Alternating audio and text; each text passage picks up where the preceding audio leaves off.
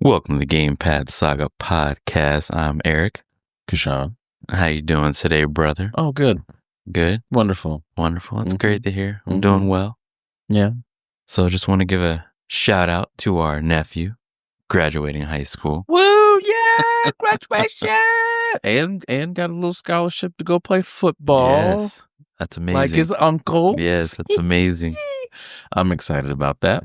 Me too. I'm excited. Can't wait to see him out there. Yeah, I'm excited to see his next chapter on the field and learning stuff and, actually getting that IQ, putting that IQ to the test. Yes. College, high school, man, it's, well, when I got diagnosed with RA and stuff like that, I didn't play a lot of high school, but when I got into college, with all the training I did in high school and then going into college, and I'm like, oh wow, this works. Yeah. this really makes sense.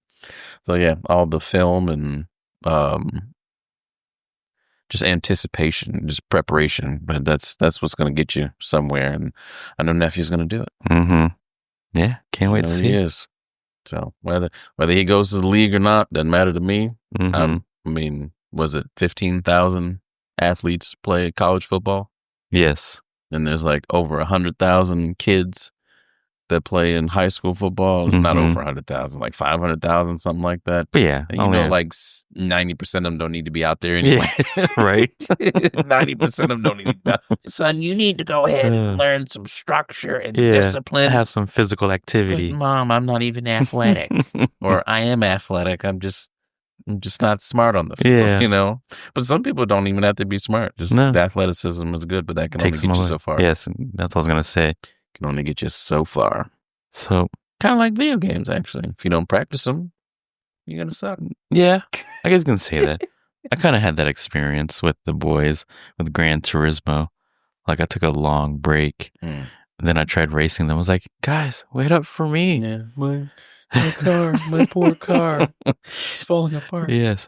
And then one day it clicked and I was back up to speed again. So yeah. Stay at your craft, people.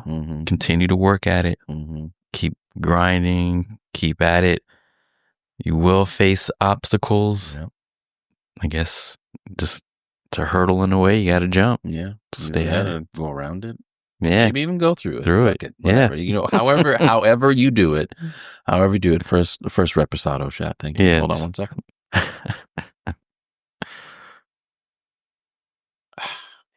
We were waiting for that. It was a good shot. It was a good shot. Reposado is really good. And now a word from our sponsor. You know what, brother? I'm going to invest in Don Pepe X. Don Pepe X? What is that? Don Pepe X is the next AI trading revolution in crypto. Crypto? Huh. I guess that is the wave of the future, huh? Yes. You know what Don Pepe X is? No, what is Don Pepe X? Don Pepe X is an advanced AI trading agent powered by Satoshi's Mind AI and is built on the Virtuals protocol, a next-gen AI blockchain ecosystem running on Base Chain, the Layer 2 blockchain developed by Coinbase and secured by Ethereum. What makes Don Pepe X so different compared to the other crypto competitors out there? Well, great that you asked that. AI-powered trading intelligence is one of the things Don Pepe X has. Also, base chain security, transparent and safe, high growth potential, and also premier AI agent. And why should we use them now? The AI agent narrative is the hottest trend in crypto right now, and Don Pepe X is positioned to be the leader in this space. Oh, that sounds very promising. I'm going to have to check them out. Yeah, man. If you want to be ahead of the curve, Don Pepe X is the AI-powered edge in the financial market. All right. And where can I get additional information? You can get it from Don Pepe's Twitter page. We'll have the link in the description below. Perfect. I'm heading right there now. So I'm going to share a work story real quick before we get going. Man. I know I shared on the last podcast or our review of Last Dragon. Make sure you check that out. Yes, and when you do, please find a way to get the video. Is it on YouTube or something like that? Yes, you can find it on YouTube. Okay. I actually think I put a link in our video where you can find it on YouTube. Okay, find it on YouTube and then watch it with us. Yes. Oh, and I do want to apologize. It's Barry Gordy, not Gordon. I am sorry. Yeah. Forgive me. Whoever made that comment, thank you. But at the same time, fuck you for being mean, man. For real? Like, come on. I'm messing. I mean, constructive criticism's always good. Yes. But if I know it was on a keyboard, but if your tone was condescending, then yeah, fuck you. Again, jokes. But, so I got a work story today, and I can't make this shit up. I really can't. Mm-hmm. So, as I said, I'd mentioned that on our review of The Last Dragon, I had resigned from the game store, and now we can actually name the store. Can we? Okay. GameStop. And I know I said it in the first few episodes, but that was kind of like a oops. I should have never did that, but whatever. It didn't matter. It was only like just store stories about my interaction. Yeah, interaction with the customers. But then now we can go into nitty-gritty. But we're not doing that tonight. Oh man, we're not. Oh, okay. We can do. Okay, you know what? We can do it tonight. Yeah, we can do something. They haven't had one in a long time. Yeah, that's true. I was thinking about the other day. It's been a while since we. I mean, I'd have to like think of the memory bank about some stories actually. But yeah, we'll get a few. We'll get a few. Okay. I'd have to think about it. But I got a work story today at my other job, and I think I mentioned it before that I'm going to be going to nursing school here shortly. Yes. So it's not affecting the podcast by any means. I'll just be knee deep in shit all the time, like I am now with my job as an anesthesia tech. So, man, I can't make this. I cannot make this up. I really can't. So today, I was like over it, like halfway through the day. Right, you're like, I'm done. I was over. I mean, we had our scheduled cases. You know, had an amputation. Saw an open fracture today. That was pretty interesting. Yeah, oh, wow. It was a tibia. Ooh, yeah, tibia open fracture. Yeah, it was pretty nasty. Mm-hmm. Let's see, what else did we have? We had a couple laparoscopies, and if anyone doesn't know what a laparoscopy is, it's basically an exploration surgery of the belly.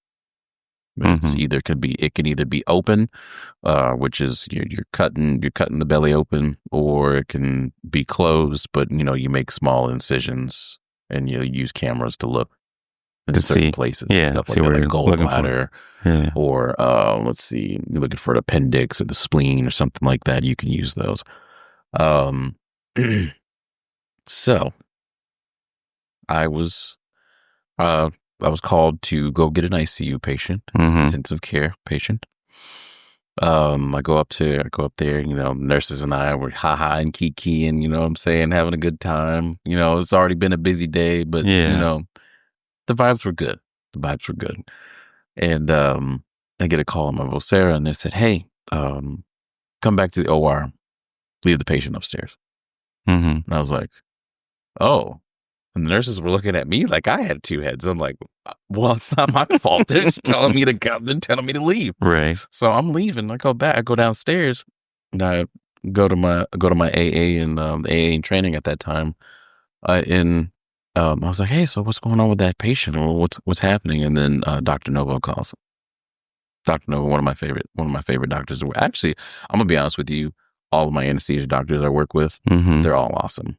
Like I've never been in a job where a group of higher ups, like every single one of them, are awesome. Awesome. Work well together. Yeah. Okay. I don't know. So I can't. Well, they don't really work well together, but well, they do. They do. Okay. I mean, they do. I just don't see them interact with each other a lot. But I'm sure they do. Okay. I'm sure they do. And it's not like a pissing contest, no, I guess. I've never actually seen that happen, or I've never heard any talks about it or anything like that. But all of them are super fucking smart. They're awesome. They're just like any other regular person. They just hold a pretty prestigious title and a pretty important job when it comes to surgeries. Yes. I mean, all of the jobs are important, but between anesthesiologists and surgeons of all departments, those are the most important people, and then we are the accessory parts of that. The cog in the machine. Yeah, we're the smaller cogs that make the big cogs move. Mm-hmm. So he got on Vocera with Dr. Novo. He's talking. I know they kind of gave me the rundown, like, oh yeah, well, the patient's family was like, oh no, we don't want to do this. Mm-hmm. And I'm like, Well, when I got up there, she was in rough shape. Had a really pretty bad stroke, right? And I was like, damn, well, okay, well, I guess there might be some other alternatives. So I get called to do an aneurysm over in cath lab. So I go and set that up with one of my colleagues. And I get called again, and they're like, hey, we're going to need you to go get the ICU patient again. I'm like, y'all motherfuckers need to get it together. Right. Like, either you want me to go get this, because that's one thing about working in the hospital that I don't like is backtracking. Yeah. I don't like backtracking. Although, although sometimes it's not on the fault of someone telling me or the doctors by any means. Like, there's other things that happen. There's other things that happen outside the umbrella. Mm-hmm. Right. Yeah. And I understand that. It's just irritating. I would agree. So I go up there, and then all the girls on MICU were just chilling at the nurse's desk, and they see me walk in, and they just kind of looked at me. I'm like, yeah, I know, the walk of shame. I get it. I get it. And they all started laughing. They're like, yeah, what happened? I'm like, I don't know. You tell me. You tell me. Y'all talk to the people, right? Yeah. And they were like, no, we didn't. And whatever. So we get the patient. I get the transport monitor ready to go. We got everything. So we go downstairs. We get there. This is an older patient, right? 80s? No. Younger? 70s? Yeah, I think they were born late 70s. Okay. So trying to think while I'm talking so I don't hit HIPAA, you know what I mean? Oh yeah, that too. But I think that's fine. Yeah. That's fine as long as I don't give a name or anything like that. Or description. So we get her to phase 2. We pre-op her, all the rest of the good stuff. And I went to go do something, I can't remember. Then I went to the front desk, and I heard Dr. Nova, who was the czar today, talking with Joe at the front desk. And Joe's my pickleball partner. I go play pickleball with him. Pickleball? Yeah. What? You need to come play pickleball with us. Maybe. I don't know. It's fun. Is it? Yeah. Oh, I don't know. Hey, and Joe's a big man. Yeah. Joe's a big man. Now, he's not like big, but he's like it's like a husky big, you know, and he can move. And I'm like, oh shit, like this man's, and he kills me in pickleball too. I think he's up like 3 games to my 1 right now. Oh my gosh. Like, pickleball's great. Okay. But the last time he beat me, I was having my GI bleed, which I shared with y'all. And just to go to that a little bit, I toughed out 3 fucking games on a GI bleed, losing blood. So, you know what? Mama ain't raised no bitch, okay? Mama ain't raised no bitch. I'm fully healed, by the way. But, so, my nurse, Lavinda, she comes in and she's like, hey, you busy? And I go, no, I'm not busy. What's going on? She goes, come help me, go get this patient on the bed. I'm like, all right, cool, yeah, got you. So we go over there, we get her on the patient, and we get the patient in the room, and I cannot make the rest of this shit up. I just cannot do it. Because if I'm lying, I'm flying. And I have witnesses to tell you that this is going to be true. So we get the patient moved over to the bed. Mind you, she's 350 pounds. Yeah. So this is not an easy move. Get her onto the bed. And one of my colleagues says, oh, hey, her feet's kind of off the... Hanging off the side of the... No, not the side, but at the bottom. Okay. So we didn't position the bed correctly to put her on there. We did, but the way the bed was set up, the way my bank account is set up, it just wasn't where it's supposed to be. Right. So we were just going to slide her up, right? Easy peasy. We do it all the time. This time was different, huh? This was a fateful day. This was a fateful fucking day. Because we moved her up. Now, mind you, I am on her left side. Okay. At the top by her shoulder. Right? So I'm the closest to her head. My AA is right at her head because the anesthesia stays at the head. They work on the airway. We move the patient up into the bed. And I kid you not, the bed snaps in half. Wow. The bed snapped in half. Literally. Really? Yes. Wow. Literally. It snapped on one side and it just like was dangling. We're like, what the fuck is going on here? Now, you know, me with my RA in my hands, right? I got a limited time. I got a limited time to hold on to this woman. So I'm holding on to her by a sheet, basically, because she has so when we set up the beds, it's a normal sheet and a draw sheet that goes across the shoulder area, right? Mm-hmm. And sometimes the draw sheets are long enough to where it's from across the shoulder area to mid back. Okay. So I have enough leverage to kind of like lift up and then kind of keep her in the sheet. But her arm is now dangling. Hanging over, because where the arm board was, broke. That went with it. Jeez. So I'm like, oh my God. So I'm grabbing her arm and everybody else is holding on to her. But I'm literally, me and Greg are literally just holding the weight, basically. And Papo, one of my scrub techs, he saved part of the day by picking up the platform. And the platform didn't come up enough, but it came up enough to like kind of alleviate some weight, but not very much. And then Taylor, who was also my other anesthesia tech, she went and ran and grabbed the bed. No one even had to ask her to do anything or said anything to her. She just knew what the fuck to do. Thank you, Taylor. Yes. Thank you so much. It's great when things work like that. So bad if we held on another like 30, 40 seconds. Mm-hmm. Mind you, while all that's happening, she's aspirating. Wow. She is throwing up and there's vomit all over her face, all over her shoulders. She is aspirating. And so Greg, my AA, is suctioning while he's holding her head with one hand, a 350-pound woman, one hand. Impressive. I've never seen any shit like that. The man is a tall, skinny dude. Most impressive. Perfect. Anyway, yes. And that actually goes into what we're talking about later. But yes, doing all this. And I'm like, man, you know what? We're dead. We're done for. We are done for. Taylor got the bed in, and we finally got her on the bed.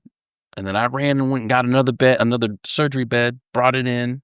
They dressed it and all that because we moved her back. What an ordeal! That was part one of the ordeal, brother. Part one. Part one of the ordeal. Okay, part one.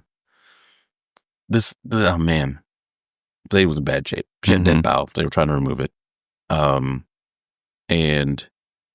we couldn't get a vein. Couldn't get a vein for an IV because all of our IVs were terrible. We managed to get an A-line, which is great. And all those that don't know what A-line is, an A-line is a IV that goes into the artery, and it gives us a beat per beat by each second your blood pressure. So it's a very accurate reading of your blood pressure. So we got that in at least. And then, I'm like, hey, Greg, you good? Like, she seems a little stable. I mean, blood pressure's a little low, but I mean, that's just probably what she runs like. It's probably our baseline. Yeah. He's like, yeah, I should be all right. I was like, all right, call me if you need me. Right. So I go in the break room and my other anesthesia checks are in there. I'm like, yeah, y'all can have it. I'm sitting down for a minute. Okay. Taking 5 guys. Yeah. This is ridiculous. Mind you, I had to work a stroke and an aneurysm before this, so I'm already spent. And I get a call. Oh, and I had a intubation on the floor too, which was a pretty interesting one. So I'm sitting down. I got a call from Greg again. He's like, hey man, I need a central. I'm like, what? You need a central? All right, cool. I mean, what do you need? He's like, I need the biggest one you got. I was like, well, we don't usually use the 9 French, but if you want it, okay. You want to do triple or double or triple lumen? And he goes, I'll do the double. So what I mean by 9 French is the size of the diameter of the tube that's used. So it's basically an IV, but it goes in your neck. So it goes in your IJ or your EJ. So a 9 French is the size of the tube, the diameter, and the lumen means how many ports are coming out of that tube. Okay. So if you want multiple drips Yeah. in one line, you can do that. So I get in there, Dr. Rogers. I love Dr. Rogers. He's funny as shit. Dr. Rogers is great.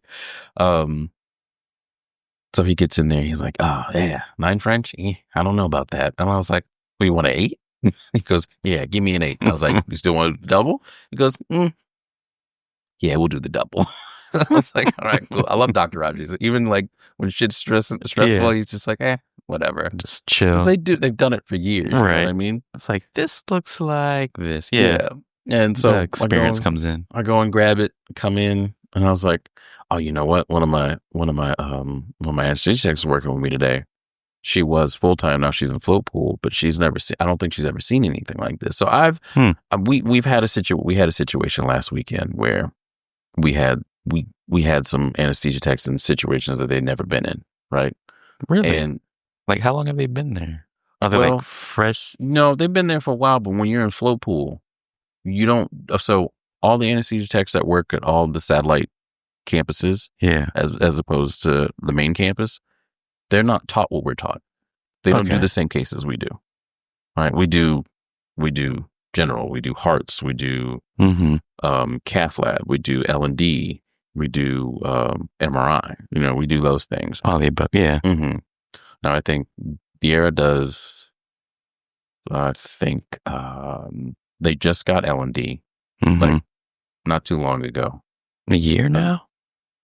I think it's about a year. About a year, yeah. Yeah. And they do general. I think Kate does cath lab and also general. I don't know what Palm Bay does. I think Palm Bay just does general. Don't they have a cath lab over there? Look, all I know is that just come to our cath lab, please. Just come to our cath. Either way, they're expanding anyway. Right. So. Well, good. I'm glad they're expanding. Oh, Palm Bay is, right? Yeah. Yeah, well, I'm glad they're expanding because now that other hospital just got shut down, our triage and our ER has been off the rails. Can only imagine. Off the rails. But yeah, back to the story. Sorry. So we get in there, you know, all that stuff happens. We get the central line in. I think this woman got like 7 units of blood. 6 or 7 units of blood because her volume just wasn't that great. And 3 units of FFP, which is a fresh frozen plasma. I will have to say, I don't think she's going to live long, unfortunately. We did all that. Yeah. We did all that to be like, man, I hope she makes it out. You know what I mean? But yeah. She was in rough shape. Afterwards, yeah. Yeah, she was in rough shape. And, you know, when you get in cases like that and you come out and you just don't have like the best feeling about it. Like, obviously, I go in there. I mean, all of us go in there and think like, oh, yeah, you know, we're making a difference. And yeah, we are. We're definitely making a difference. The best outcome, yeah. But just, you know, the other part is how their bodies are going to respond. To all the care and treatment. Yeah. And I don't think. Oh, yeah. And then the process of that, too, where they did a trach and peg. Peg fell out. Peg fell out. So I was just like, what the fuck is going on here? This is just shit on top of shit on top of shit on top of shit. So, yeah, it was a taxing day today. It was a taxing day, but we're here doing the podcast. We are. Not trying to be morbid, but you know what? Right. I like to share these stories because, you know, there's things outside of video games, right? And we love our video games, but, you know, we're regular people too. We see some real shit. You know, well, at least I do. I know you see. I know you've seen some shit. I know you have. Yeah, it's been a while since I've been in the ED to see all the crazy stuff. Yeah. Oh, did I tell you about what happened last weekend about the lady in birth? No, keep this in here. Keep this in here. Keep it in. Who? Was it me? Oh, birth. Birth. Yeah, see? Look at that. Yeah, that's what I'm talking about. Listen to their uncle. They know what's up. But yeah, back to what I was saying. So, you know, I like to share, like, you know, life stories and stuff like funny ones and all the rest of the good stuff. But, you know, I sometimes you got to get away and touch grass. Yeah, touch grass, you know. I like to make it more where it's like you guys can kind of enter our realm in our lives and what we deal with, Yeah. And it's funny that I bring these things up, especially with the hospital, because when I go to work at the hospital, I don't think of it as a video game by any means, right? Mm-hmm. But as we had said earlier, if you want to be good at something, if you want to be good at your games, you got to practice your craft, practice, right? Yeah. But I look at it as, and even sports too. I look at it as if you win. This isn't a participation trophy, right? Mm-hmm. Correct. It's either you're the winner or you're the loser, and none of us like to be the loser, right? No. Maybe in some games, if I'm playing like Call of Duty or something like that, and my team loses. If we lose by a lot, I'm like, fuck it, whatever. I got my kills. I was number 1 or 2 on my team. I'm good, right? But if I'm losing and I lose by like a kill or maybe a point or something like that, I'm pissed as fuck, right? Because I'm like, what is my team doing? Yeah, I'm number 1 on the charts. The next person behind me is like 12 kills less than me. Like, come on. That's where I get when I work in the hospital, because winning and losing in a video game or in sports, it can be detrimental, right? It can. Personally to yourself or personally to your team, or you might have missed the playoffs, or you might have not, if you didn't do that IAD overhead in a fighting game at a tournament, and knowing that it was unsafe to do because the frames are way too much, or your recovery frames are way too much, right? And then they got the free hit on you. And you're like, damn it, why did I do that, right? Yeah. So now for next time not to do it in a certain situation. Risks versus reward. Right.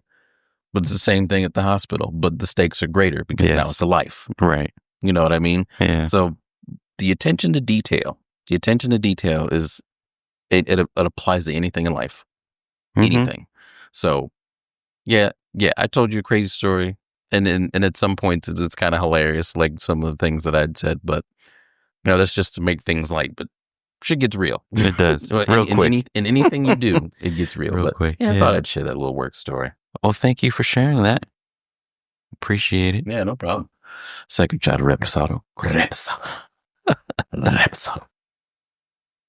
Okay. Thank you for that great story, brother. Yeah. And now now I just thought of, what's that? We need auto-tune plugins. Anyway, go ahead. There should be some out there. Throw some in there. Listen to us auto-tune. I tried. But now we're at the main event. The reason why you listeners are here. Talk about games. Well, I guess today's episode might go a little bit beyond video games, but we are going to talk about, I guess, the Street Fighter series. Yes. Okay, so I guess games, movies, manga, all the above. Yeah, Street Fighter dabbled in a lot of stuff, really. All right, man. To be honest with you. To be honest, I got some stories anyway. But yeah, let's dabble in. Let's dabble in. Let's start with the. So go ahead. No, I'm just saying. Let's start with the acclaimed original. What was? Anyway, go ahead. I got some tidbits here and there. Well, I was gonna start just giving some news about a new Street Fighter movie coming. Oh, I knew you were gonna say some bullshit. I knew it. I fucking knew it, man. Damn. Well, you already know I'm not having that. But anyway, go ahead. He's not having it. It's scheduled to come out in March 2026. We will see if that happens, because it seems like movies nowadays are just being pushed back and pushed back. So, well, I hope they be pushed back for good reason. True. Sometimes it does work out. Yeah, but Halo Infinite, we're looking at you. But Halo Infinite, never touching you again. Go check our Halo podcast for that one. Yes. But it is being directed by Kitao Sakurai. Sakurai. Kitao Sakurai. He worked on movies, obviously, duh. But he was a director of a handful of movies. Aardvark. Okay. And I guess The Passage, or The Passage, however you want to say it. Bad Trip. I guess it was a big Netflix movie. He did direct 4 episodes from the Twisted Metal TV series. And I didn't catch though. The trailer was cool because I remember, what was it, the Game Awards or something like that they had something like that. Yeah. That was cool, but I didn't even bother to check it. I just forgot about it, really.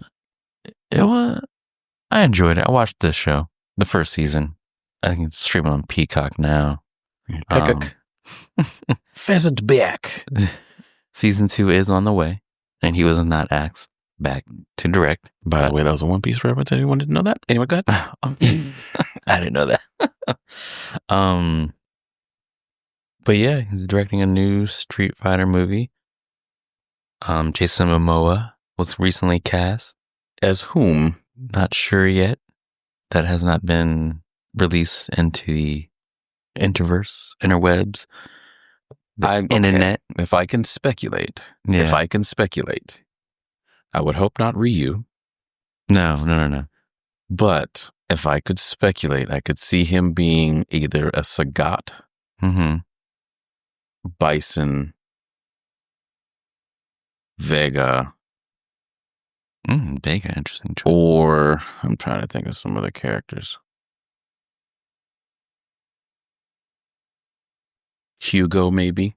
But Hugo is more of like a side character. Part of the, I mean, and if we all don't know this, and I'm not going to assume that we all know this, but I mean, Final Fight and Street Fighter are in the same universe. So you get a lot of those crossover characters. Yeah, I would probably say those characters for the most part, just based off of hair. Yeah, just the hair alone. Yeah, just based off the hair alone. And also, a WWE wrestler has been cast in a movie. Joe Anoa'i, a.k.a. Roman Reigns. Oh, God, who would he be? Speculation He'd is... He'd be Sagat. Oh, okay. Well, the speculation that I saw was Akuma, I believe.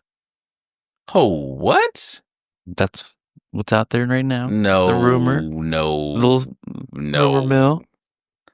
Take it with a grain of salt. Hey, I don't know.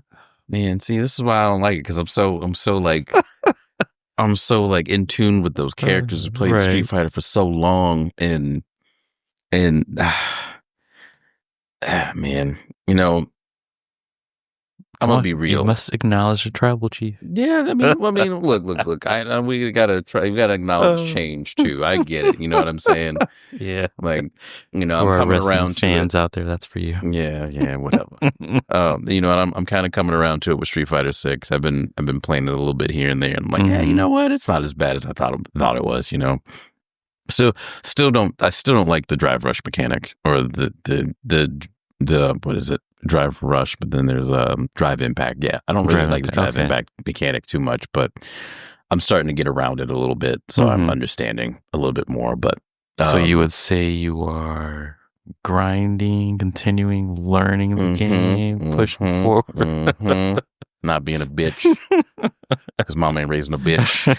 Okay, I get that. Yeah, I've been like that with a few games. Like, let's try to learn this, even though it might be horrible, not like it, but hey, you tried. Yeah, I tried. And I gave it a half-ass try when I first started playing. Yeah. I was like, fuck this game.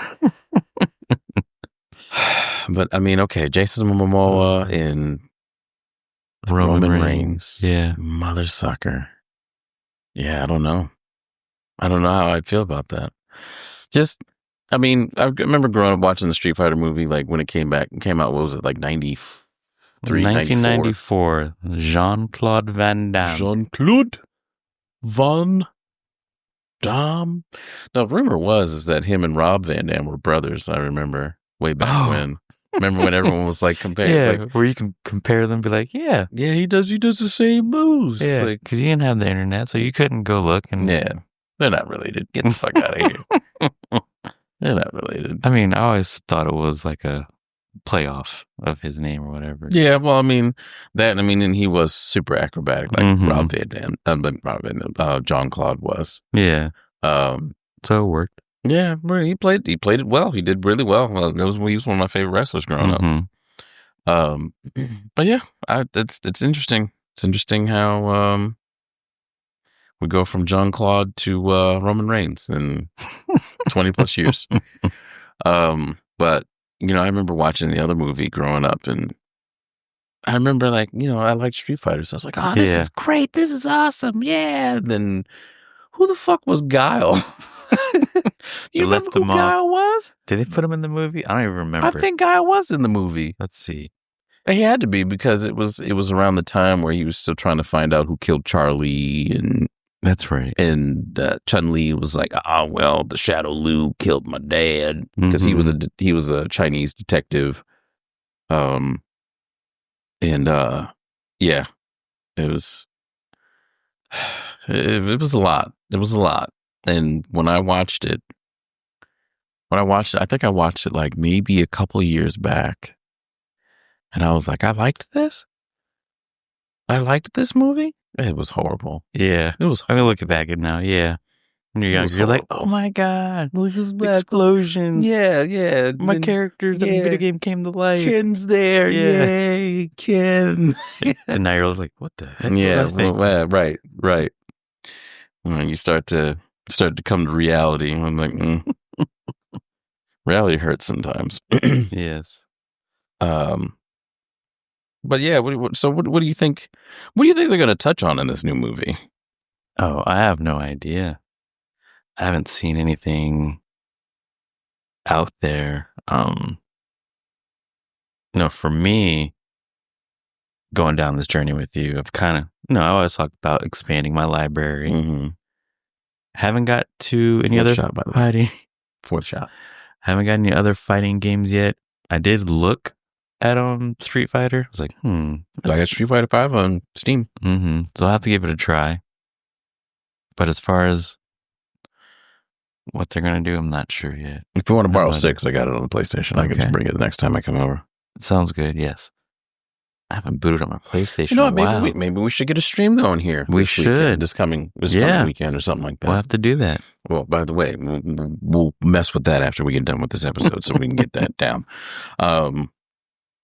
But yeah, fighting games are great, man. I like fighting games because it's you and only you. Mm-hmm. And it's your decisions based off of experience, but your decisions based off the situation, and learning how to adapt.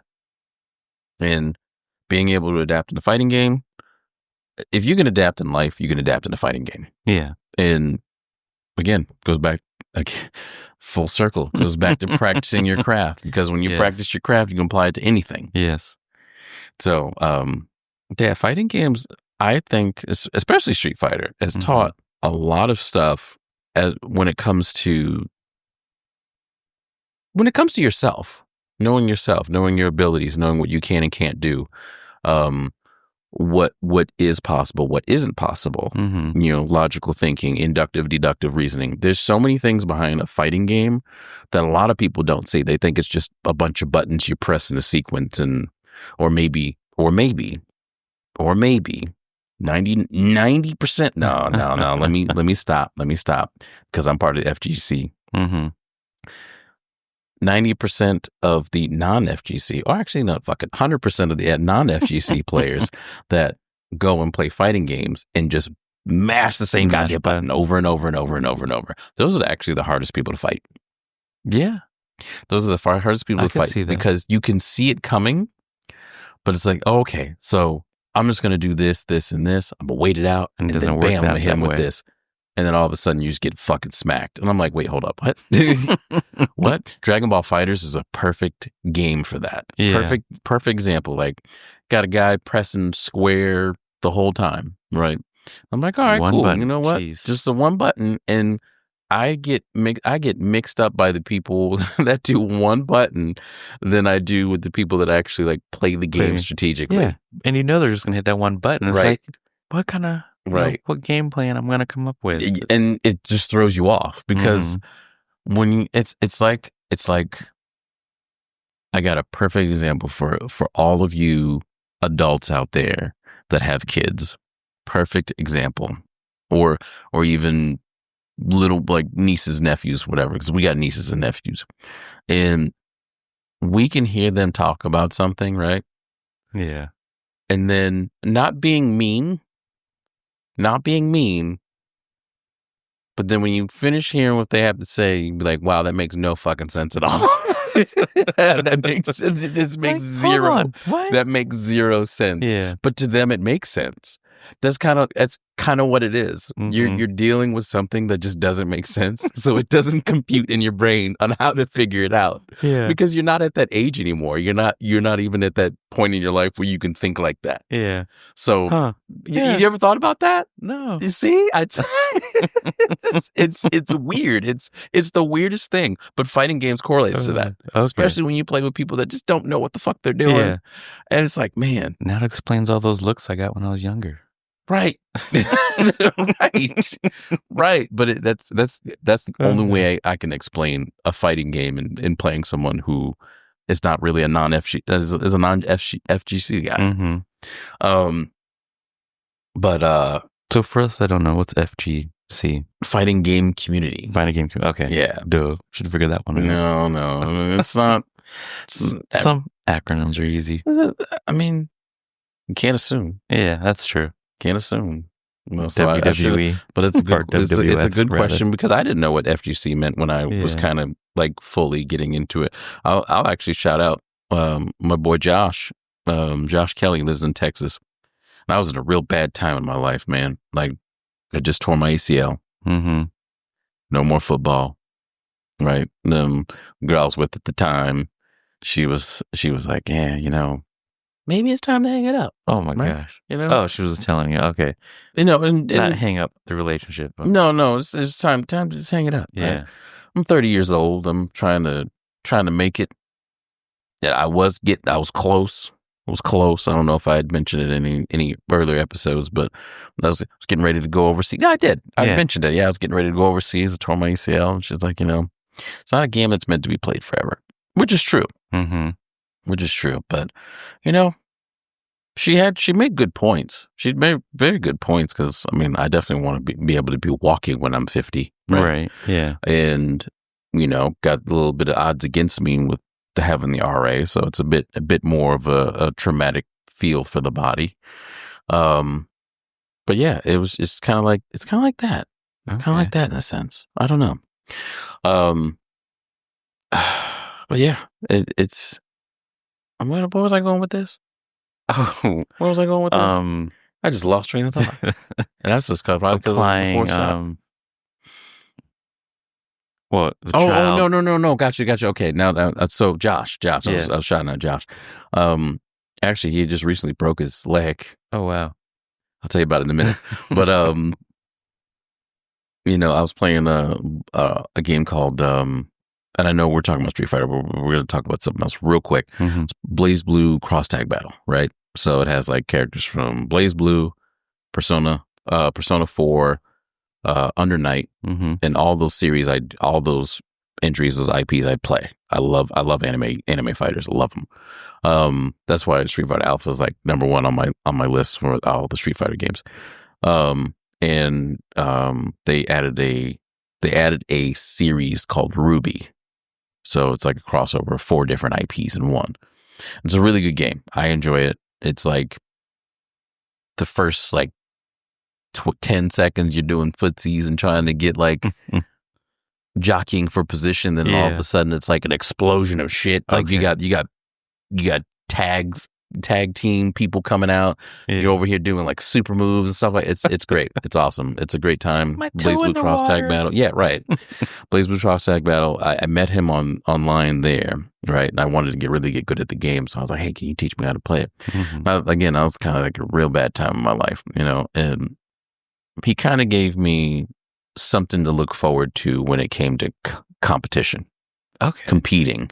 Because, me and you, we've competed against people for years. You competed against people that played in the NFL. Mm-hmm. You know what I mean? And went toe to toe with them, mm-hmm. which is crazy. Y'all go ahead and kind of shout this man out. Shout this man out because he went toe to toe with one of the most prolific safeties that played in the NFL, Reggie Nelson. Mm-hmm. Played what? 14 years? 13 years? Something like that? I believe so, yeah. Was a team captain on every single team he was on. That's right, he was. Jags, Cincy, Raiders. Did he play for anyone else? Nope, that was it. Raiders was the last team. Then he went back to the Jags, I think. Or Cincy. He went back to Cincy. Yeah.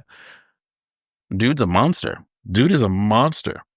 But my brother was a star player on his team, and he went toe to toe. Not only, I really didn't know how many like good guys that were on your team. Really, to be honest with you, there's like maybe one or two. Yeah. But Reggie had like so many other people, and I played with all their cousins and brothers and sisters, cousins, brothers, and all the rest of that good stuff. Yeah. You know what I mean? But it was like literally my brother versus like their whole team. Mm-hmm. Don't sugarcoat it, because that's what it was. It was. Yeah. That's what it was. I mean, I got eyeballs just because I was a kid watching. Like, right. I could see.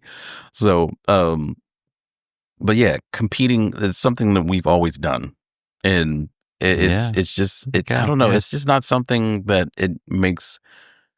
Like right now, like I'm sitting here, I'm like, man, I need contact in my life. I need something. Like I need that, you know, Mm-hmm. and it's just not something that we've never not had in life. I don't know. I guess it's more Street Fighter is more of like a life episode too, because like if you don't have that adversity or that like I need to get over that hump or whatever it may be, or I need to beat that person and whatever it is, like you don't feel accomplished. That is true. And then fighting games is really what makes you feel accomplished. I mean, you can play shooters all day, right? You can. You can do like free for alls or you know, team based battles and stuff like that. But you got other people with you. This is just you. Taking on you. The other person. It's like running track or being in wrestling. Mm-hmm. It's just you. Just an individual effort. Yeah. But yeah. He got me into the FGC community and how I understood what they're about and all the rest of the good stuff. And I'm in quite a few Discords, and we play all kinds of games and stuff like that. Wasn't one of those like, get out of here. No. Good. He was. Some of them were like that though. Some of them like, you know, you don't know what this means. You don't know what an OTG is on the ground. Yeah, like basically an OTG is like you can strike your opponent on the ground in the combo to continue. Kick. Okay. So OTG or what's the other one? DP, which is dive punish or whatever it is, or it could be something. A dragon punch. You can use it as a dragon punch too. It's like, how else do you think you're supposed to learn? Right. So I mean, yeah. Not everyone wants to watch a YouTube video or have Google tell them how to do something. Right. It's good. It's nice to have somebody tell you like, hey, this is how you do it. You know what I mean? Because it's so much different when you hear it from somebody. Yeah. As opposed to reading it. It's like, oh. And sometimes like it doesn't, you don't catch on when you read it. But like when you visually see it or you hear someone tell you, it's like, then it clicks. Yeah. Okay. The light bulb goes off. That makes sense. Oh, yeah. But yeah, so I mean that's kind of my tidbit with fighting games. But Street Fighter kind of set that precedent for me anyway, and I think it probably set that precedent for a lot of people who are competitive, right? I know we just talked about the movies, but let's get back. Let's get to the first game. Okay, the first game. Oh God, that game was awful. It was awful. I mean, I only played the first two. I just played them for what they were, just a fighting game. The first two? So you played what? 2 and 2 Turbo or 2 Championship Edition? It's the same game. Are they the same? Okay. It's the same game. I mean, so I never owned them. I would play them at a friend's house. So, tidbit to those who don't know, because I didn't. I was like maybe a couple years old. Yeah. Like a couple years ago that I learned that Street Fighter 2 Turbo, Street Fighter 2 Championship Edition, Street Fighter 2 Tournament Edition, Street Fighter 2 Super Street Fighter 2, whatever, was all the same game, but an upgrade, but a small upgrade. I always see that image all the time. Yeah. Where they're like, oh, here, was it like a $60 game? Yeah. Paid for new challengers. There you go. New challengers. Yeah. It was all basically a DLC download, but in a different cartridge. I did not know that. And I was like, oh, what the fuck? Yeah, I don't know. I would see the name like, oh, but I always just looked at it as Street Fighter 2 and, just played it and said, oh, okay, let's go. I was more of a Mortal Kombat player myself. Yeah, at the time you were, I remember. So the first Street Fighter, let me pull up some notes now, because Oh, man. Where do we start with this here? Where do we start with the first Street Fighter? Well, the first Street Fighter was in 1987. Was developed by Capcom. So Capcom's first arcade game, one of the first competitive fighting games that was produced. Wow, 87. Yeah. Cow. So it introduced like special attacks and it was 6-button controls and command-based specials. So that's when you had your quarter circle forwards, all the rest of that good stuff that came about. So Street Fighter was directed by Takashi Nishiyama, who conceived it by adapting the boss battles of his early beat 'em up called Kung Fu Master, and that came out in 1984. You remember that? Yeah. Okay, so he was the one who produced that. Well, I mean, we talked about it on our beat 'em up episodes. Yeah, that's right. We did. Kung Fu Master is the one that started it all, the catalyst. It did, and we wouldn't have Street Fighter 2 today if we didn't have that. It was popular among the Shonen Jump manga, and the first port from the arcade came to the TurboGrafx CD, and it was released as Fighting Street. In 1988, and was re-released on emulation for the Wii Virtual Console in 2009, and then I believe, when was it, 2018? Was 2018? The 30th anniversary edition came out for Street Fighter on PS4 and Xbox One. I so happen to have that. I just copped. Yeah, I do. Okay. I have that, and I bought a copy for Herc too, thinking that he would appreciate. He doesn't appreciate. Of course not. Doesn't appreciate. Herc, our nephew. Dude's younger kids. Yeah, doesn't appreciate. But then I also just picked up not Marvel's Capcom 2. I have the Marvel. I did pick up the Marvel vs. Capcom collection, and then I also picked up Capcom Fighting Collection 2. Yes, I'm excited. We definitely should have like a go around in that. Yeah. Oh, you found it? Oh, the 30th anniversary. Yeah. Yes, 2018. 2018? I Yes. thought so. That's when I started working at GameStop. Man, it's bittersweet now. Jesus, now that I think about it. Now I got a little alcohol in me. Right. So then comes the infamous sequel, Street Fighter 2, back in 1991. And evolved greatly, infamously, actually, becoming one of the best fighting games. Well, I wouldn't say one of the best. I would say one of the most popular fighting games to come out on Super Nintendo. At the time, I could say. Yeah, at the time. I mean, shoot, they still got side tournaments and Evo for this game. You know what I mean? Yeah. So, I mean, even though it's not like a main game, and that's understandable because we want the latest and greatest. Yeah, that's the one that I mainly remember playing. Yeah, I mean, it hurt your thumbs, that's for sure. It originally was going to be Final Fight. Really? Yes. Originally, that was going to be the first Final Fight game, but obviously, Final Fight became a beat 'em up, as opposed to Street Fighter 2 being Street Fighter 2. And it did rival at that time Fatal Fury, which was part of the company with SNK. And we'll get into SNK games. Okay. Yeah, because I know you always talk about SNK, and I'm always like, what? Well, SNK. The King of Fighters series, you got the Art of Fighting, and then you got Fatal Fury, which are the three main SNK games. King of Fighters is like Fatal Fury and Art of Fighting put together. It's like dream matches and stuff like that. Okay. But we'll have an episode for King of Fighters at some point. I've dabbled a bit into it, and I've played more, but I do need to go back and play some more of those games. But yeah, what's some memories you got with Street Fighter 2, brother? Oh, Street Fighter 2. I think I mentioned, using each character, and it gets beating the quote unquote campaign mode.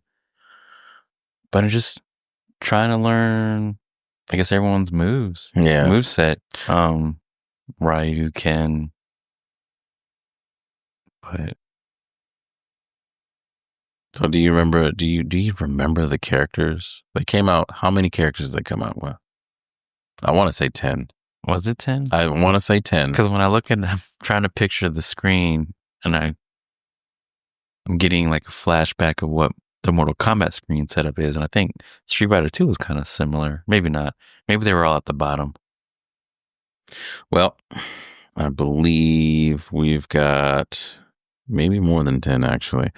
Let's see. It was this for Street Fighter 2. Yes. So we've got Ryu, E Honda, Blanca, Guile, Ken, Chun-Li, Zangief, Dualism, Balrog, Vega, Sagat, and M. Bison. Yes. Now, you know, Balrog was actually supposed to be M. Bison, right? No, I did not. Because Balrog is the boxer. Who does he look like? Mike Tyson. Yes. So in Japan, he's M. Bison. Oh my God. So in America, obviously they didn't want to have any like trademark copyright infringements or anything like that. Hey, you know what? You're naming him off my likeness. Yeah. You need to pay me. So they're like, nah. So we're going to name him Balrog here. But we're going to name... Oh, wow. Okay. So let me go through this. So in Japan, Balrog is M. Bison. Okay. I don't know what Vega is. Oh, Vega is called Balrog in Japan. Okay. And M. Bison is Vega. Oh my gosh. Yeah. So those are the true names for those three characters. And they just got flip-flopped around when they came over here. Oh my God. Crazy, right? Yeah. Favorite character in Street Fighter 2? Oh, for me? Well, I mean, I went through a phase. I think I probably jumped on the Ken bandwagon. Oh, Ken's my favorite character. Is he? Okay. Yeah, he's my favorite character. And then, I don't know, as I got not older, but played the game, it evolved to Ryu, then Guile. I just love Guile's Sonic Boom, Sonic Boom, Sonic Boom, Optic Blast, Oh, wait, no, that's Cyclops. Sorry. That's Cyclops. So yeah, Ryu or Guile. Okay. Everyone else. Yeah. Guile, so you like charge characters? Yeah. Okay. Yeah, charge characters, I think in that game was actually the easiest to do. I think the manual told you. You know what? I'm gonna be honest with you. I've never actually seen the manual at all. I don't think I ever saw a manual. Playing at a friend's house, or somehow it made it to ours. Somehow. But I will say, Street Fighter 2 does have a few different iterations, as we had mentioned before, and we'll get to that in a second. But I just wanted to give this little tidbit here. So it sold over 200,000 arcade cabinets. Holy cow! 15 million software units.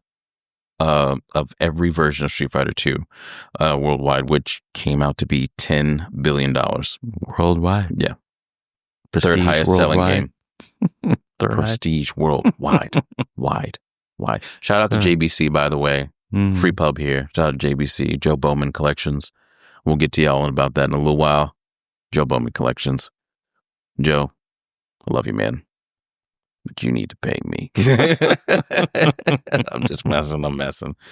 Yeah, third highest grossing game of all time as of 2017. Wow. And then best-selling game until 2019. People just buying copies and buying copies. I mean, think about it. At that time, that was like the thing. I mean, I think there was like some other games that were very similar to I can't remember. There was one I came across, which was kind of an odd one, but it was one I come across on Facebook all the time. Farmville. Huh? Did you say Farmville? Yeah, probably. But it's a fighting game, very similar. It was almost like literally a copy paste, but just different characters. But yeah, it did come up with different iterations of that game. My favorite. So first off, before we go any further, my favorite thing about Street Fighter was being able to play with Lamar, because he was a big Street Fighter guy. And I remember there was the kid that we borrowed it from. Now, y'all gonna think I'm a dick, but I was a little kid at this time. And this kid was like really mean to me, and I don't understand why it was. Like we would be playing basketball or something like that. He's talking shit. At that time, I'm like new to sports, right? Mm-hmm. I don't even know what's going on. Like why are you saying all these mean things? You know what I mean? And I'd bust his ass in football though. Like every time, like when we do 2-on-2 out in the street, Lamar would be the quarterback, I'd be the receiver. I'd bust his ass every fucking time I got a chance. So this was a guy we borrowed Street Fighter from, and we were playing basketball at first, and he was talking shit. I'm like, all right, cool. This ain't my sport anyway. We play football. I'm burning his ass. I'm like catching every ball that's coming to me, and give him that extra hard shoulder charge. No, we were playing tag. But here's the funny thing. So, I mean, it's not funny, but unfortunately, I think he might have had like a birth defect and stuff like that. So he didn't really talk well, and he kind of had a little bit of a deformed face. Yeah. Again, I was a child. Leave me alone. Don't get mad at me. I mean, you can get mad at me all you want, but I felt justified in saying this because he had made me mad earlier. Mm-hmm. And I said, I busted his ass football, and I said to him, I was like, yeah, you smell like onions. And Lamar grabbed me in the back of the neck. He was like, what the fuck's wrong with you, man? Like, how you gonna say that, man? Yeah. So you gotta be nice to him. He's the one that let us borrow the damn game. Right. You gotta be nice to him. What? And Lamar, look, let me tell you something. He was a gentle giant. He was a gentle giant. Those obviously don't know because he's no longer with us. But he instilled something in me that day, and he was like, yo, man, you can't do that. Right. You just can't do that. And it's not because we were borrowing the game from him. It's because, hey, man, you don't know he's got a disability because you can't think about that. But fuck that. Don't do that. Treat people right. Mm-hmm. So ever since then, I've tried to do that. I've tried to treat people right. Now, I'm not the greatest. I'm not an angel, right? Mm-hmm. But I mean, none of us are, but yeah, I kind of took that to heart. I'm like, oh shit, man, maybe I was a little bad at doing that. I'm sorry. Mm-hmm. I did end up apologizing to the guy, but he was still talking shit to me every time he did shit. So I just didn't say anything. I just kind of let it go. It's like whatever, man. Mm-hmm. Sorry, I had to get some water. But yeah, having to play with Lamar, and then also trying to learn the damn moves. That was, and I remember like leaving that game with my thumb raw as hell. Like, man, I'm pretty sure a lot of people that play fighting games understand this portion about your thumbs hurting afterwards. But yeah, Street Fighter 2 was really good. I enjoyed it. And I know they had the updated versions that came out. So the next one after that was Street Fighter 2 Champion Edition that came out in March of 1992. Holy cow. Okay, hold on. So not even a year later, Street Fighter 2 Turbo Hyper Fighting. So basically, let me break it down for you. So the Championship Edition was basically rebalances, 2-player matches to select the same character, distinguishing different alternate colors. Because in the original, you couldn't select the same character. That's right. I wonder, it makes me think, if I played certain games, like, why can't we select like the same person when I guess one friend would have one copy, someone else have another copy? Now that makes sense. So then, so Street Fighter 2 Turbo Hyper Fighting, which that one was kind of my favorite because I liked the faster pace of the game. That one released not even a year later, December of 1992. Oh, God. It's like basically they dropped it, then realized, hey, we messed up here. Yeah. Well, I mean, I don't know if they messed up, but it's like they probably realized, like, oh, shit, this is selling. Yeah. So we're just going to milk this for all it's worth. Thank you, Capcom, for doing what you do, because you've milked so many damn games. It's ridiculous. Strike while the iron's hot. Yeah, I guess. And they did. So this one basically, you got new special moves, the increased speed in the game, and I think it's official response to a wave of unauthorized modifications. Oh, yeah. So they called it that's right, so-called Rainbow Edition. That's right. I think you mentioned it before, or saw it somewhere. Okay. You might have saw it somewhere. I don't remember. What were they doing? Changing the chips or something? Yes. Because remember we were talking about like how you can mod the arcades and stuff like that. Yeah. That's what they were doing. The next one after that was Street Fighter 2, the new challengers. So you had a couple different, I think it was like 4 or 5 different characters. I know T-Hawk was in it. Fei Long, DJ. I'm trying to think off the top of my head without looking, but I'm going to have to look anyway. Yeah, Fei Long, DJ, T-Hawk. Let's see. Kamei's in there. Not familiar at all. Kamei, the blonde girl? It's not true. Let me have to look at a picture. And then, so they did that for arcades, and then the home versions, they made Balrog, Vega, Sagat, and Bison playable at this point. Oh, because in the other games they were not playable. You can only fight them. And then, the last but not least, the Super Street Fighter 2 Turbo, which was operating with 50% power. But also, before I go to the next Street Fighter 2 Turbo, there was the new challengers that came out September of 1993. So almost a year. Mm-hmm. Not quite, but almost. It was more advanced on the CP system, CP System 2, the Capcom System 2. What year was this again? 1993. Okay. But relieved the speed increase of Street Fighter 2 Hyper Fighting. So kind of slowed it down a little bit. Not too much, though. And then 1994 was Super Street Fighter 2 Turbo. So they did 2 Turbo again without the hyper fighting. So this was a successor to that. It allows selective game speeds, introduces power-up special moves and super combos, and adds a new hidden character. I don't remember who the hidden character was, so I'm gonna just look. Oh, Akuma. That's what it was. Akuma. Oh, yeah. I didn't even have to look it up. I just remembered it. Yeah, I wasn't playing Street Fighter around this time. Yeah, I know, because you weren't cool then, man. I'm just kidding. But they did come out with Street Fighter 2 Turbo HD Remix that came out in 2008. I remember Jimmy and I tried to call Jimmy today, actually, to see if he can get on with us. Yeah. Because me and him played a lot of Street Fighter together. Unfortunately, he wasn't able to get on, but he's going to get on at some point. Hopefully, when we get Steve, we can get him on there here too for the Battlefield, because all 3 of us played the fuck out of Battlefield. But we did play a lot of Super Street Fighter 2 Turbo HD Remix. Probably one of the best soundtracks ever. For recreations of all the original Street Fighter themes. Oh, and then they got an update. Okay. Yeah. Oh yeah, they got they got a huge update. Those songs got a huge update. And then also came out in 2008 on PS3, I believe. Yes, PS3 and Xbox 360. I don't know if it came out on PC, though. I don't think it did. No, I wouldn't think so.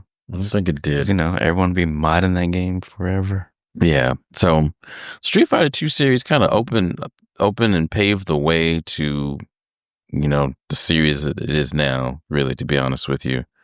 Now we have Street Fighter 6, which we'll get into at some point. But now we're going to go to the next series, and that's going to be, and we're going out, and we're talking about them in chronological when they've been released. I know that the series itself has a specific chronological order the timeline goes. Okay, I was going to ask, does the manga or does the video game follow the manga, or is it I'm not separate? sure. So I haven't done the manga. Okay. Not done the manga. What about the animated movies? I've seen Street Fighter 2, the animated movie. Okay. Street Fighter 2, the animated movie, and I've seen Street Fighter Alpha. I've seen the first Alpha movie. They kind of have done their little own standalone things. Okay. Like I would remember seeing that one, Street Fighter 2, always pop up like Showtime or something early in the 90s. Yeah, I remember it. Yeah. But I never watched it fully. Oh, everyone will tell you about the infamous Chun-Li fucking scene with Vega. Boy. And I mean, you see it everywhere. I mean, the movie's great. It's a great movie. But that's always it because, fan service was huge back then. Yeah, I mean, to see your video game character come to life. Especially when you're an otaku and you like to see women in scantily clad clothing. Yeah. Clothing. Not even. I mean, I don't think it was often as it is now. That's why that the scene is so popular because it wasn't as publicized as it is now. So we're now kind of desensitized to all that stuff. It's like, oh, great, another one, yay! Another foot I get to see. Whew. That's what I'm talking about. So the next series is the Street Fighter Alpha series, which I mentioned earlier was my favorite series because it's an anime fighter at this point. So, I guess break it down a little bit for us. What makes it an anime fighter compared to what Street Fighter 2 was, I guess? So, anime fighters have certain specific things that are featured in the game. One of the biggest things that they have is being able to block in the air. Okay. So most anime fighters, you're able to block in the air. If you're not able to do a standard block, you're able to do some type of parry, like I guess in Under Night, right? Under Night is an anime fighter, and you can block while you're on the ground, just like any other fighting game. But you cannot do a standard block in the air. There's another thing called what is it? Not force function. What the fuck is it? Shield. You can shield in the air. So you get a force function and you get a shield. You get regular block and a shield. Now, if you shield on the ground, what ends up happening is you take no damage, but your shield takes damage, which in turn will give you some type of disadvantage if it breaks. Right. But you can use it in pinches such as, okay, I know I can't do a standard block here because I'm going to get chipped out and lose the game, so I have to use a shield. And then if you use a shield, now you got to know when you need to counter in the combo or where the break is in the combo so that you can go ahead and get a quick poke and then hopefully get a good enough combo to where you can finish them off. Right. So would the shield regenerate during the round? Yeah, or it regenerates. Okay. It regenerates during the round. But just kind of give you a quick mechanic. So it's like a tug of war mechanic. So if you look at the bottom of the screen, there is a grid, and then every time you use the shield, the grid goes down, right? But every time you either regularly block or make an attack or confirm an attack, or maybe you're not confirming your attacks, but you're doing a block string on someone who's blocking your attacks, your grid goes up in certain increments. So if you're hitting them, if you're confirming your hit, obviously it's going to go up more than you hitting their block. You know what I mean? And if your grid breaks, if your shield breaks, your grid breaks. So then you don't have grid for a period of time during the match. Okay. So it's kind of like a burnout. Yeah. Okay. Kind of like a burnout. So it's like, I can do my special abilities and stuff like that, but can't use my shield, which will help me not get chip damage. But that's just, it's just foo-foo stuff. Not right now. We're not talking about Under Night. Under Night's a great game, but we're not talking about that. That might be one we'll talk about later on in our fighting game series. But Street Fighter Alpha had air blocking, it had rolling, it had combo canceling or super cancels, which you can combo into a super. It had those things, and those are elements of an anime fighter. Okay. So the story for Street Fighter Alpha is basically it is the beginning journey of every character, all the base characters that you know of in Street Fighter 2. So were they trying just to rewrite the story or just give it they were giving a perspective of when everyone's journey into martial arts started. Okay. So that's why Ken and Ryu look so young because they started out. That's when they started out with martial arts. Okay. That makes sense. Yeah. I probably saw a picture of them. Like I said, I stopped playing Street Fighter around the mid-90s. Not that I didn't enjoy the game, probably just didn't have friends who had the game, I guess, or maybe I did. I did. You just never want to play with me, you dirty bitch.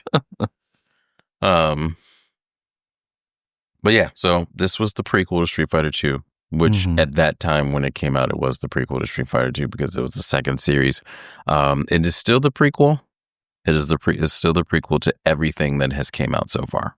Okay. There hasn't been anything game-wise anyway that goes before Alpha, which I would hope not. Yeah. I would hope not at this point. I mean, we know companies can. Yeah. It'd be weird if they tried. Yeah, well, it's weird when we get to Street Fighter 3. So it starts getting weird there. So basically, it's just kind of like the younger versions of everyone. We're getting to the point where now everyone's starting their martial arts journey. I don't really go into all the details on who made it too much. But at that time, they were competing with Street Fighter Alpha came out. When was it? 95? I mean, Mortal Kombat's still around. Well, Mortal Kombat was 95, and then King of Fighters was still around, was starting up then too, or Fatal Fury at that point. Mortal Kombat 95, I think that might have been Mortal Kombat 3 Ultimate Edition. Or Mortal Kombat 3 in 95. Right. Let's see what else was going on. No, I think it was Mortal Kombat 2. So I think 3 came out around like 96, 97. But yeah, there was some games out then. Darkstalkers came out, but that was also a Capcom game. But yeah, so Street Fighter Alpha, or in Japan, Street Fighter 0, came out in 95. Was one of my favorites, like I said. It came out on PlayStation and Sega Saturn. So here's where we talked about this on the Sega Saturn podcast episode when we were doing our systems compilation, where Street Fighter Alpha ran better on the Saturn than it did the PlayStation. Now it wasn't bad on the PlayStation by any means.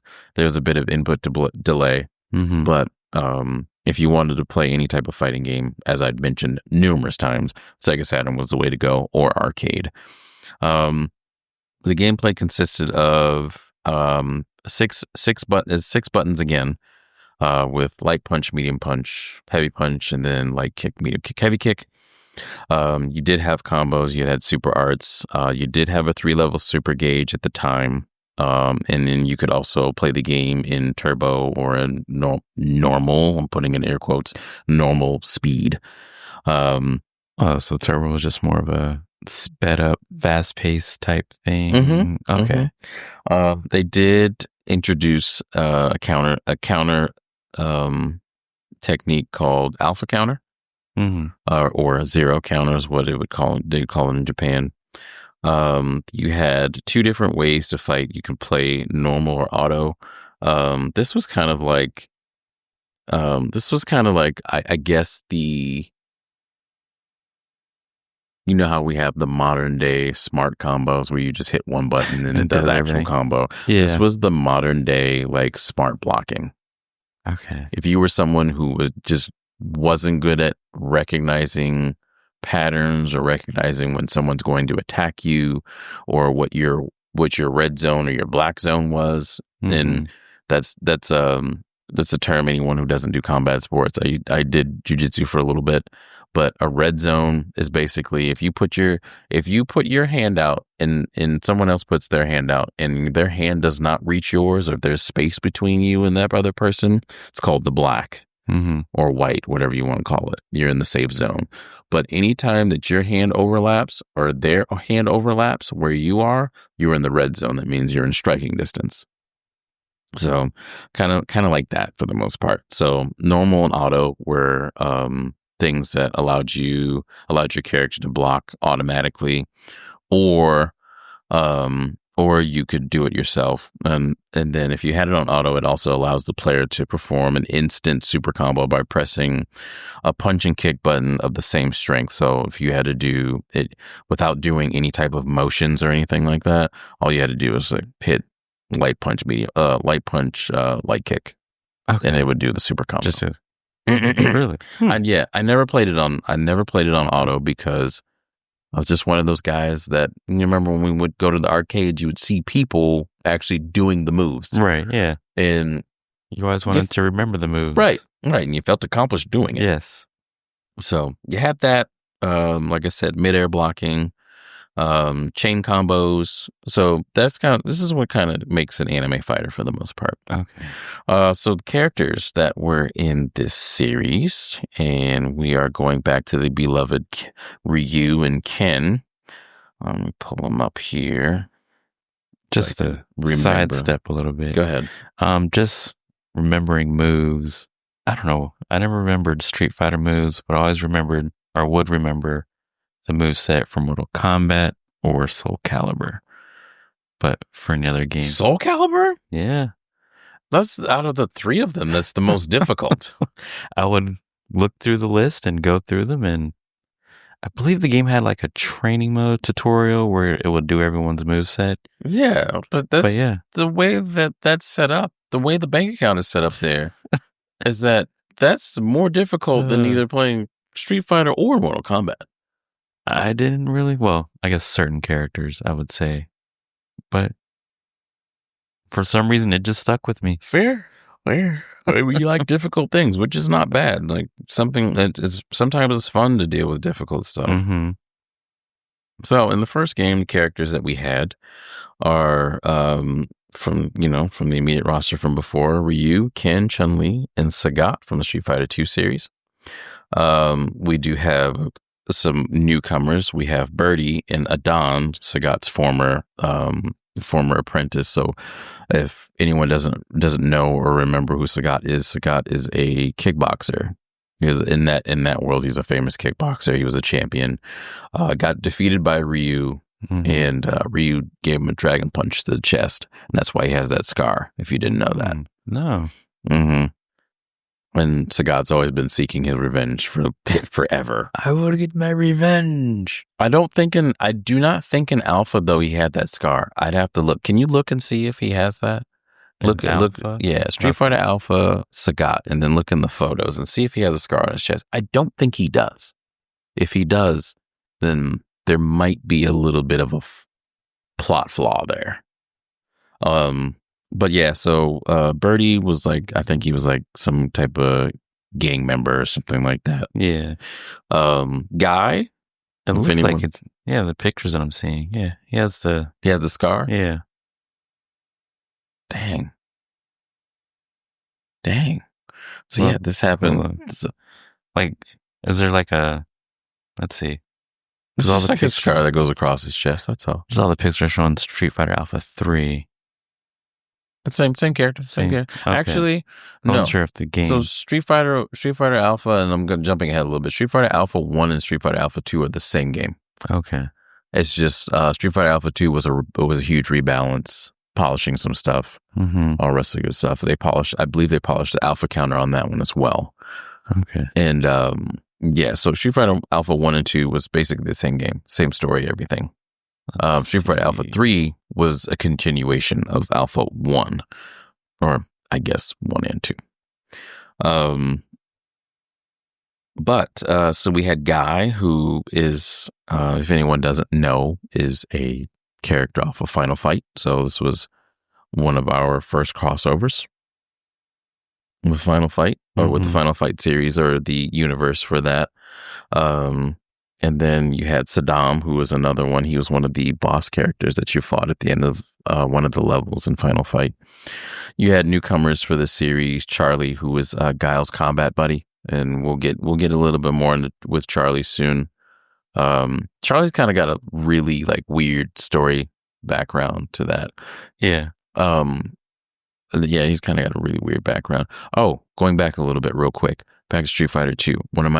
I've just thought about this. One of my favorite things, or one of my most outlandish things about Street Fighter 2, because back in the day when things weren't as acceptable as they are now. What do you mean? No, I'm just talking about just lifestyles, all the rest of stuff, preferences. I got you. Blah, blah, blah. Look, I don't care what you do. I love you regardless. Just don't be lopping off people's heads and hurting people and all the rest of good stuff. That's all I ask, right? That's all I ask. I'll mind my own goddamn business. But when I see you hurting people, that's when I got a problem. But there was, I believe, if I'm not, in the chat, please tell me if I'm not mistaken, because I don't want to go on YouTube and be, and cheat myself out of this one. But if I remember correctly, when I was younger, I remember Lamar beat the game with Guile. And at the end of the game, Guile was a male stripper. Wow. Showed him pole dancing. I mean, we can always hit up YouTube. No, we can't. Why? We gotta let them do it first. Okay. We'll give them a couple days, and until we get answers. Yeah. We're gonna do that. Otherwise, then we'll be like, all right, it's been a dancer. Yeah, he was a pole dancer. I remember seeing it. I'm like, no way. Are you serious? Yeah. I don't remember what he was wearing though, but yeah, he was dancing on a pole. Kyle, the pole dancer. This is the man that's trying to what you call? He's trying to avenge his combat buddy's death. Yeah. And he's over here pole dancing. You're in the military, sir. What more money do you need? Yeah. Unless it's like something you do in your free time, whatever. But yeah, that was like a really, I wouldn't say, I mean, obviously to me it was weird because, right. At that time, like, having certain preferences, like, being either gay, like lesbian, bisexual, that was just like, oh my God, no, don't do that. You're gonna burn in a lake of fire. You know what? We're all gonna learn to burn in a lake of fire, so I don't want to hear it. I don't want to hear it. It's just, was it not, the social norm over here? Maybe it was. Over in Japan? Yeah. Well, Japan is actually a very open country when it comes to, sexual things. Like I remember Reed, because Reed was over in Japan for a little while. They have I don't remember what it was, but it's a day of like reproduction, or like a week or something like that, where they celebrate it, and they got like penis like lollipops and stuff, and they got kids walking around with these motherfuckers, you know what I mean? Like but I mean, I would say, I wouldn't say that Japan's, well, you know what, I would say it. Japan's kind of a perverted country. And they just shipped the game and said, Yeah, I mean, and I don't mean it in a very like grotesque or bad way, but I mean, you can see like the fan service and stuff like that they have with their like animes and some of their shows and stuff like that. It's just, it's just, it's perverted, whatever. Or hentai. Oh, that's right. I forgot to call it. That's the actual term for it. Not the crazy like weird porn stuff. So, or corn stuff. Sorry, corn. Oh, stuff. I forgot. That's what they do now. Yeah, they say corn. Corn emoji. Sorry. So yeah, there's that. There's a special. So Guile and Charlie have the same special techniques, basically, because I mean they're both from the military. Rose, who is an Italian female fortune teller, she's kind of like a pivotal story in the Alpha series. She has a really, really pivotal role, and then known as the soul power of the energy that she uses, and it has a tie to M. Bison. Interesting. So as the game evolves through the years, do they start adding like cutscenes or any backstory information? Yeah, they do. They do? Okay. They do. In Alpha, it's still not very much. It's still like still pictures and text, right? I mean, I think in most games, I think it's still pictures and text. The only one that has like motion in-game footage with dialogue and stuff like that is Street Fighter V, and that story is god awful, but we'll get to it at some point. We will get to it at some point. But the secret character for the Alpha, or Street Fighter Alpha, was Dan, or is Dan, and in single player mode, you can, I think you can play Akuma in that. I think you have to go to one of the characters on the edge, and then I think it's down. Do like some cheat code type thing. I mean, you can find the secret characters that way, but Dan was another secret character as well. So yeah, that was